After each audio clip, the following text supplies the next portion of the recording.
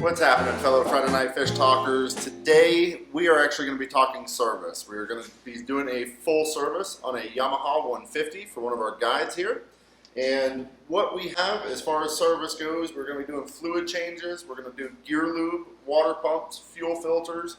We have a pile of parts that we're going to be putting into this. We have all of our water pump parts laid out so I know where it is and organized. We have all of our fuel filters, we have oil filter. We have zinc plates to go onto the gear case since they do live in the water so much.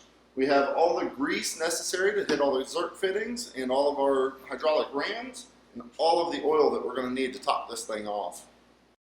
When it comes to a part scenario for what you need to order for your motor, I mean, you can go multiple different routes for it. Most easy and most common is going to be going straight to your dealer. Each outboard engine does have a serial number, just as your vehicle or anything else of purchase. With that serial number, your parts guy at any dealership can look up whatever parts you may be looking for, or in our case, we went through a company called Land and Sea, and we were able to order everything offline. It can be a little tougher for some on the newer side, but being that we have dealt with this for many years, we know what we're looking for. And once you do get those parts ordered and get them figured out as far as what it took for your outboard, it is a great idea to go ahead and write down all of those part numbers, have them in a logbook, and it doesn't even hurt to laminate and keep it on the boat at all times. It's a great thing to have just for future reference. So the first thing I'm going to start with is I'm going to get the lower unit pulled off this motor, and then I'm going to start on the actual service on the engine itself, and I'll come back to the gear case here shortly. So the first thing I'm starting with is the gear case. We have 8 bolts grand total to drop the Yamaha 150s. There's a rubber cap right here that you peel off. There's a bolt in here that pulls the zinc. There's another bolt going straight up, and then we'll have these 6. There's 3 on each side, and that is going to drop our gear case completely. Being that this has to come off anyways, this is going to be one of our replacement parts when we go to put this thing back together. These zincs are actually meant for being able to eat up the electrolysis so it doesn't go to the aluminum of the gear case, the block, or the hydraulic tilt and trim. As you can see, all these wear bits, that's what's already been eroded away. So we're going to start with a fresh one. So before I completely drop this gear case, something I always like to do, make life a lot easier, especially on the back itself, is I like to pull the propellers off, especially when you're running a stainless prop. These things do have some weight to them. It makes it a little less awkward and a lot lighter to carry when you go to pull this gear case off. So that is something we're going to work on getting off. Make life a little easier for us.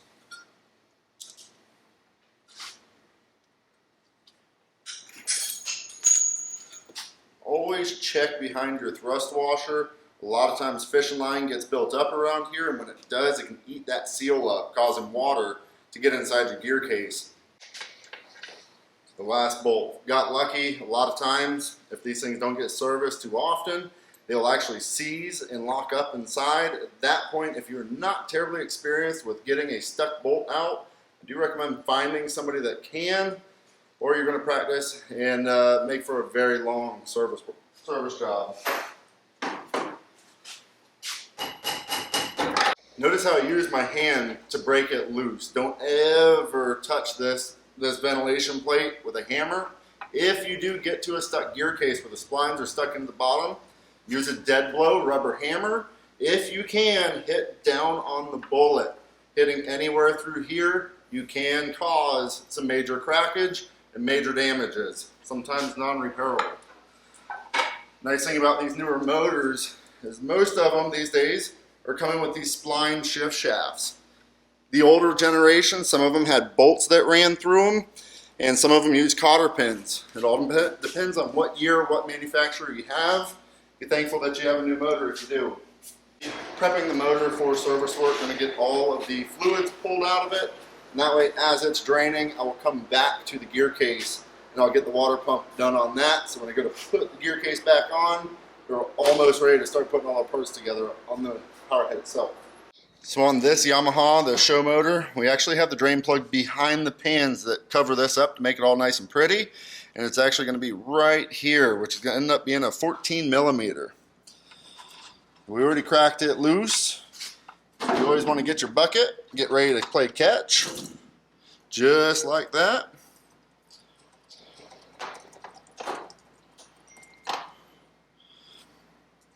Once this starts to settle down, let our bucket hang. And if you did drain the gear case with these Yamahas, cool thing they did, you drained it with the gear case on. I like to pull it to keep the mess off the gear case. You can actually slide something right behind this rubber piece, and that'll actually divert the oil out and away from making a mess on the side of these cowlings, which is nice. But being that I already took the gear case off, I'm not worried about it. So to finish up the service on top, we're going to go ahead and pull the oil filter itself. After we get this thing off, we'll grease up the new one as far as the O-ring goes, get it installed, put the drain plug back in, and top it off. Gotta like the new motors, mess-free. Just to make sure we get a good seal around it, so when this thing is tightened down, we have zero issues on the leaking side. Totally up to you guys if you want to put a date on the filter itself, and that really has to do if you don't have an hour meter. If you have an hour meter, go off the hour meter. Some motors will send you an alarm and will let you know that it needs the oil change, but a lot of the times I'll go ahead and date them, and that way I can go back and pop the cowling, check over it, and see when I last changed the oil. It's a great concept to get used to, and definitely helps out in the future. Especially with this one being upside down, we're just going to date the bottom of it. That way it's nice and visible across the surface once we get this oil change done. So now that we have the filter back on, all of our fluids are fully drained. I'm going to get the drain plug put back in. Once we get this put back in, we'll start adding fluids and make sure that we get the right amount put in. Nice part is most of your outboards, typically on the top cover, face cover, somewhere on one of these plastic covers is going to give you an idea of how much oil does go into the engine itself. It makes life a lot easier, takes the guessing game right out of it. So when it does come to adding the correct oil, you always want to do what the manufacturer does say, is whether it's a 10W30, a 10W40, whatever it may be. But you do want to make sure that you are using a marine grade oil. They are specifically designed for the outboards and their high RPM and the abuse that they will take throughout their lifetime.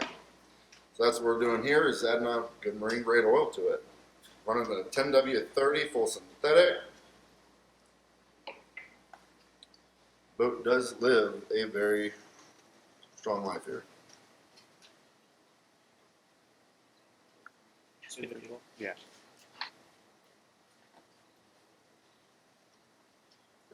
Oh, yeah. Where's it just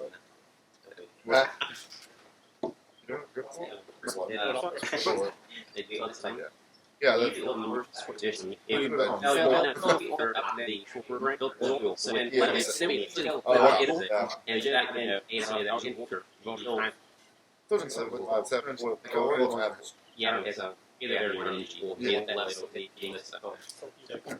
should I check that?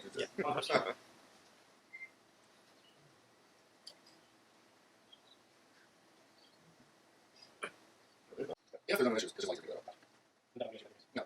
So right now, I am checking. I have two little dots. I got 1, 2. I need my fluid somewhere in between these two dots to be at the correct level. Let's see what we got. From what I can tell, we are right at dead center. 4.7 quarts is the magic number for this Yamaha. Gotta love it. And that's using your dipstick. Alright, so with these outboards, all the outboards do have inline fuel filters. Whether they have one, whether they have two like Mercury does, some have quite a few more. This engine only called for one. You can actually send your serial number to the manufacturer and they'll tell you the same thing. It's going to be this one right up front. This one does have a water sensor in it. It's always best to disconnect that, otherwise you're going to end up with a twisted mess when you go to pull this thing off of here. These things do take some persuasion. Oh yeah, major persuasion to get loose. I mean, they really just need to be snug is all that it needs to be. It does have a rubber O-ring in the top side of it that should seal the whole thing off. Just like that. From there, pull the fuel filter if I can get my fat fingers in it. There we go. Two different fuel filters. or two different fuel colors, I should say. One that's used and one that's brand new. Set it right back in there and put it back on. Actually, yeah, we're good. Hopefully they come in clear. Just checking the bottom of it just to make sure that there wasn't any water separation happening on the inside. That's the nice part about these fuel filters, being that they are clear, gives you a good indication. Granted, if the sensor isn't going off, you're usually pretty safe. Make sure to plug it back in. You're ready for service again. So now to pull the fuel water separator. Sometimes not always in the easiest spots, depending on who rigged the boat itself. See if we can get this one off really quick. Sometimes you have to see with your hands.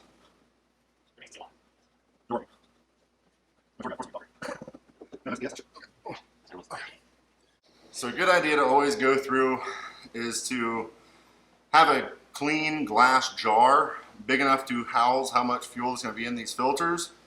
Go ahead and pour it in, because you're going to be reusing the fuel in here as long as it's not contaminated with water. It also gives you a great indication of what your fuel may be looking like that's in that fuel tank. From what I can tell, it's a little hazy. It's got some sediment to it. I wouldn't recommend reusing this hazy gas. We're going to go ahead and put some fresh stuff in it and get it put back on. Alright, now that we have this thing full of fresh gas, not contaminated out of what was out of the old filter was definitely doing its job, and we thank it for that. So now we're actually going to take a little dab of grease, just like we did earlier. Very, very small amount. Go right across the seals. You don't need a big buildup of grease. There's no need for that. This actually just helps fill any previous voids as far as any pitting. Ran into that a lot with some older filter housings, and also help prevent any future pitting, and makes it a lot easier for this thing to come apart for the next mechanic. We'll get this thing reinstalled. See if we can keep from making a mess in the bilge. All right, back to seeing with hands again. With these filters, you don't want to take any tools to them as far as to get them tight. You really just need a good, snug, hand-tight fit to it. Anything beyond that, you are just squishing that filter and going to really make a pain for the future.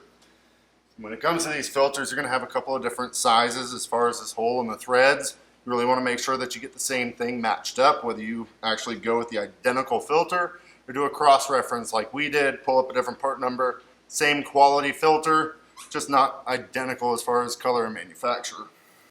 When it comes to the rest of the engine, as far as serviceable parts, your spark plugs, thermostat, stuff of that nature, I'm more leaning towards as needed. Being that this motor has very minimal hours to it, at very most I'll pull them and check them, but it's not going to be something I'm going to be replacing. Unless it comes up into a future date, I'll do my best to keep an eye on that. But with this motor today, we're not going to worry about them. Motor runs flawless.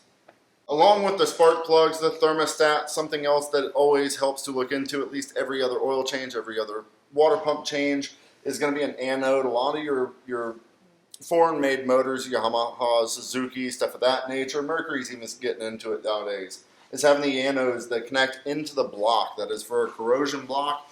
It helps with electrolysis buildup and eating the actual aluminum block itself, so that's why they put those anodes in. It does not hurt to check them every other, probably 100, 200 hours. It's a good piece of information to know. Now that I have the engine oil draining, I'm going to come back to the gear case itself. We're going to work on this water pump.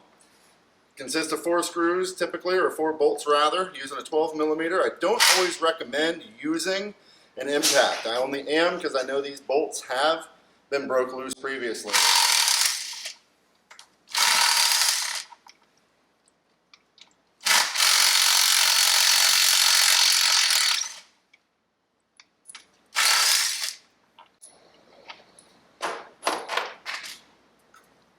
Take a little bit of persuasion, get it off of there. Sometimes you have to take a little screwdriver pry up on them. Sometimes these housings don't always want to come off. It all depends on what kind of lifespan they've had on the motor itself. Housing. That's my problem. Need to grab me another flathead. So with these Yamahas, they have these little sand shields, so they're kind of a gap filler, and they will actually keep a lot of any debris that comes up onto the shaft from dropping down, and it also keeps a downward force on the actual impeller itself to maximize the pressure that it's able to put out. Sometimes this can and will be a pain in the rear to get off. Once you get it off, we'll put a brand new one back on it. So all we have left to do here is to pop this little collar off. This is that little white O-ring piece. Get this assembly pulled off. Be careful not to break it. You will be needing it unless you order new ones. We have 3 different washers here for the Yamahas. Not all motors come with them. You'll have 2 flat washers and then a wave washer in between. And that's to keep the steady pressure on the water pump itself. Then from here, there's the flathead. We're going to pop this water pump off. Every once in a while you'll get some buildup here on the shafts. It can make it a little tight to be able to get in, on and off. Just take a little bit of sandpaper if you can't get the water pump off. This one, I think we're going to get lucky and have it slide right up the shaft. As you can see, the difference between your water pumps, after about a year or so, they're going to end up getting formed. And once they are fully formed, that's where you have a loss of water pressure, and the new one's going to fix that. And from there, you want to be able to pop off any bit of gasket materials. You also have the keyway assembly that will have to be removed. And I'm going to need another tool for that. So, Can be a pain in the ass.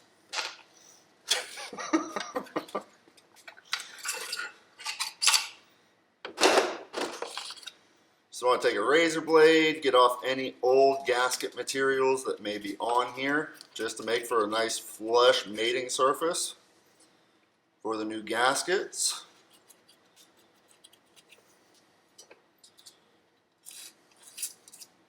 Just don't want to chip away at any of the metal itself. Always make sure that your gaskets line up to where all your holes. There is 2 little center pins on this one. Some of the mercury ones, it's not quite that easy all the time.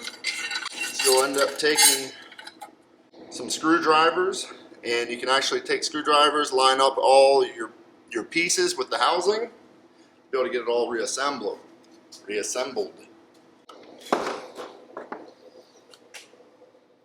Just a dab will do.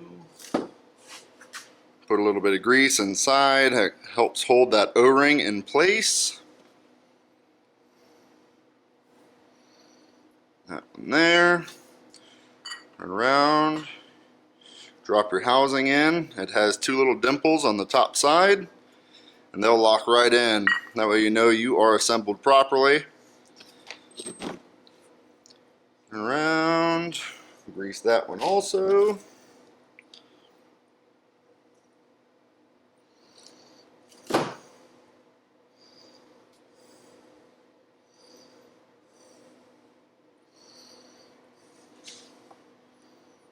Somebody's here. Maybe just Bridie.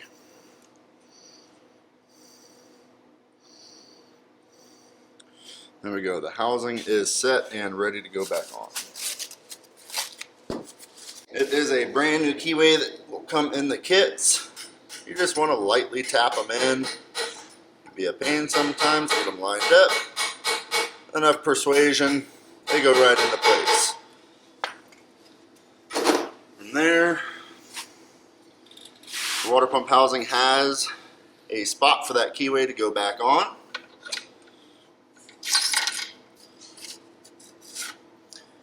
Let's get it don't have it there. Where is it? That is it. Keyway's got to go in a little more. It's hard to make this a flawless video.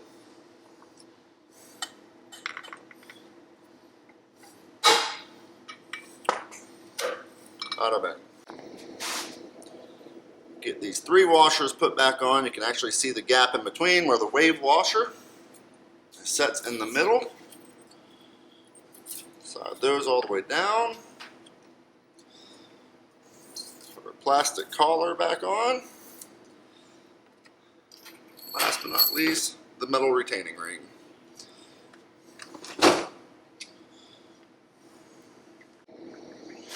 Now you can just come through, give a little tap tap, just make sure it sets, nothing crazy. And we'll go back to getting the housing back on. You want to add some grease on the inside of the cup. That's where your impeller is going to ride. It makes the assembly a lot smoother to install. As you drop this down, you're going to want to spin the shaft itself in a clockwise position. That is the rotation of the engine itself. As you put the cup down, there we go. Get that housing all the way down, and then from there we'll reinstall our bolts. Make sure you add a little bit of grease to the bolts themselves. Will make life a lot easier in the near future.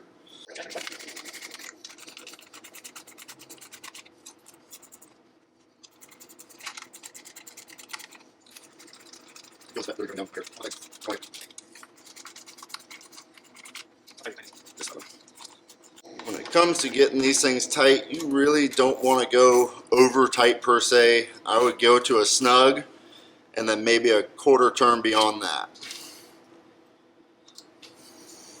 Don't have to do anything wild with it. The gasket's gonna mate the surfaces. With these Yamahas, there's this little plastic collar. Does not come with the new housings, so you do want to pop these out. Just like so. Make sure it goes into the new housing. You can order those separate if need be. Forget it, broke it, however it may be, you can order that separate. Then before we go putting the gear case back on, you want to make sure that you grease your shift shaft. It's going to make life a lot easier for getting it reassembled. To make sure that it has no lockups, go around your speedo tube, make sure you don't fill the tube itself. Then the top of your drive shaft.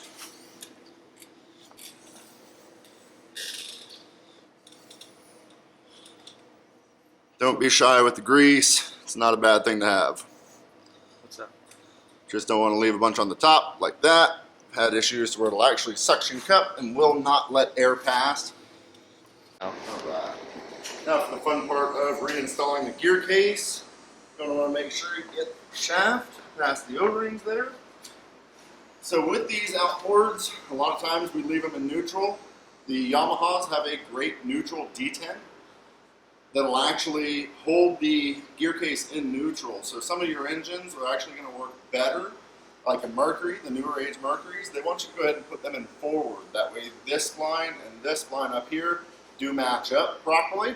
But this one we left it neutral. So let's see if we can get it back up there properly.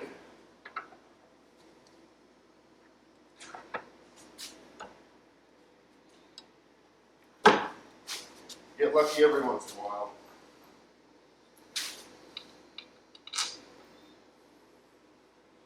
Get a bolt in there.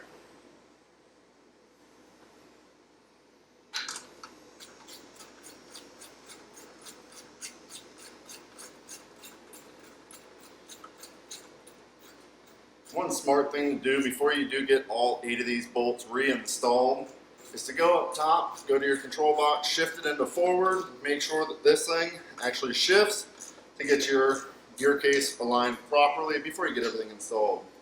No fun doing the job twice.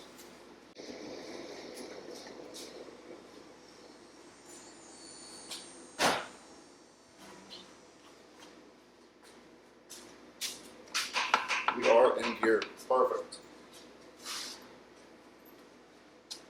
Get all of our bolts put back into place.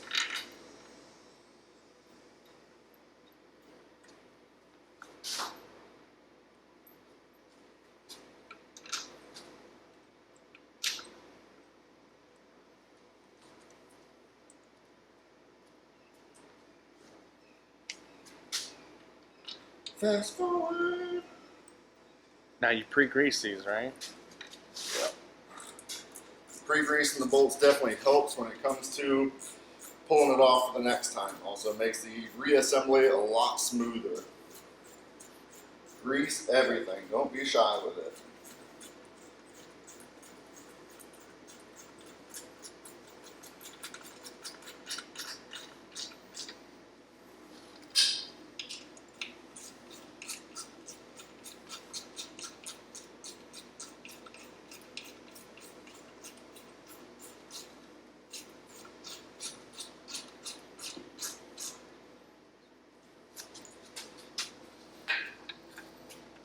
Get in there.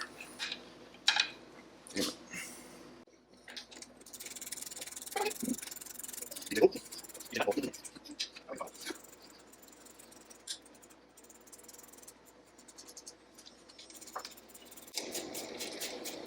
If I can recommend doing a service, I'd recommend doing it in the wintertime. It's a lot cooler out. Don't forget to grease the bolt up top. Little hidden one, stays with the midsection. Stays with the gear case rather, sorry. Get the brand new zinc put on.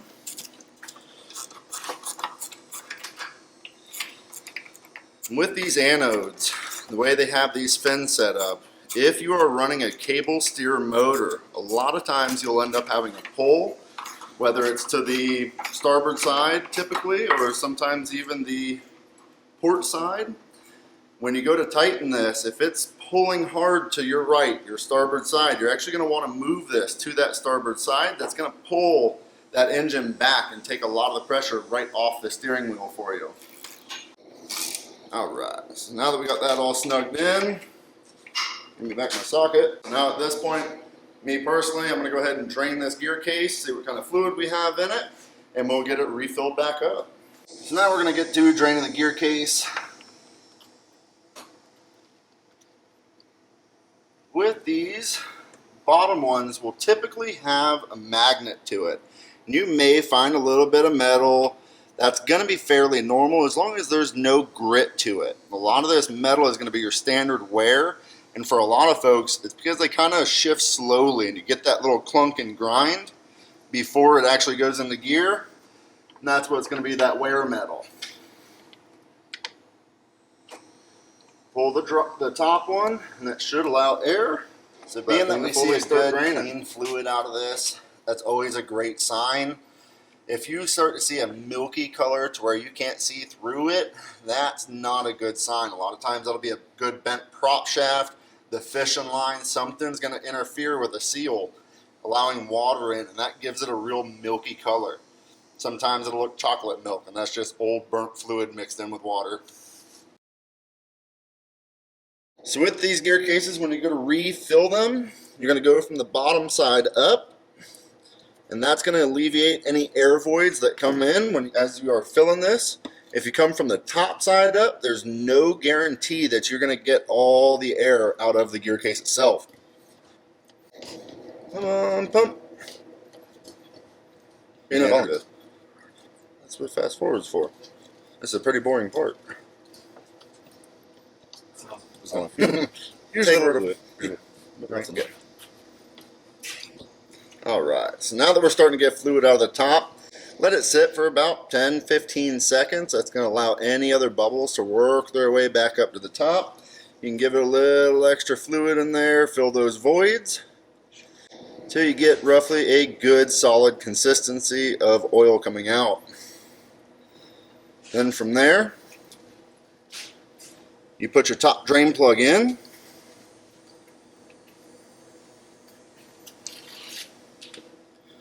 If I can get it to go properly. Helps if you got small fingers. Come on, booger. Alright.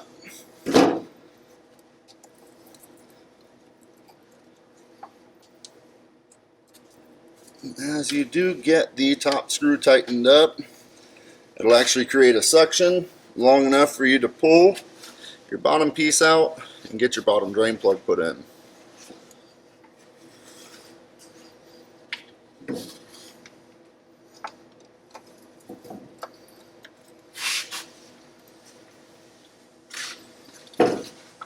And from there, clean up your mess and you'll be ready to go. Alright, so now for the last piece of the puzzle, we're going to go ahead and get the prop reinstalled. Since we have the oil change completely done, we have all fuel water separators done, the fuel filters done, we have now done the lower unit, finishing up the water pump and gear lube. So from there, you have a beautiful thrust washer. Has a tapered end. It's going to match this tapered part of the shaft. Don't forget it. It's going to end up becoming a grinding mess if you forget this when your prop actually rides on the inside of the seal.